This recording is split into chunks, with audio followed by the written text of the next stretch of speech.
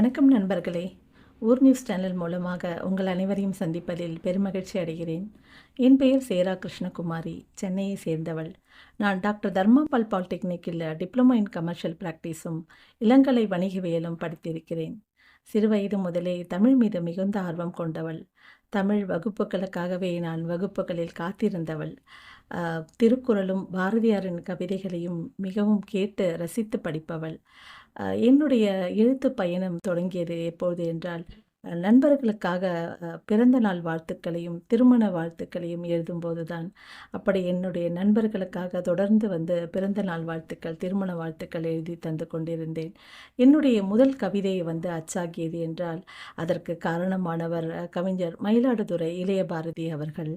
அவருடைய தொகுப்பு நூலில் முதலில் என்னுடைய கவிதை இடம்பெற்றது. தொடர்ந்து அவருடைய 35 தொகுப்பு நூல்களிலும் என்னுடைய கவிதை இடம்பெற்றிருக்கிறது. பல கவிதைகள் பாராட்டுக்களையும் பரிசுகளையும் பெற்றிருக்கிறது. இதுவரை நான் 3 கவிதை நூல்களை வெளியிட்டிருக்கிறேன். நிலவொளியும் உன் நினைவுகளையும், கடலை தேடும் அலைகள், வண்ணம் பூசிய கூடு என்ற 3 கவிதை நூல்களை நான் வெளியிட்டிருக்கிறேன். கவிதைகள் எழுதுவது மட்டுமன்றி, நிமிர் இலக்கிய வட்டத்தோடு இணைந்து பல நிகழ்ச்சிகளை ஒருங்கிணைத்து தொகுப்பாளராகவும் செயல்பட்டு கொண்டிருக்கிறேன். நேரடி நிகழ்வுகளில் நூல் அறிமுக விழாவில் கலந்து கொண்டு சிறந்த தொகுப்பாளினியாகவும் செயல்பட்டு கொண்டிருக்கிறேன்.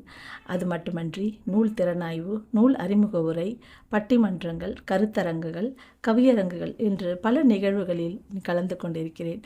பல பாராட்டுக்களையும் பரிசுகளையும் பெற்றிருக்கிறேன். சென்னை வானொலி நிலையத்தில் ஹாய் சிநேகிதியே என்ற நிகழ்வில் என்னுடைய கவிதைகள் 15 கவிதைகள் வந்து தொடர்ந்து ஒளிபரப்பாகி இருக்கிறது. இதை வந்து நான் மிகவும் ஒரு பெருமையான விடயமாகவே கருதுகிறேன்.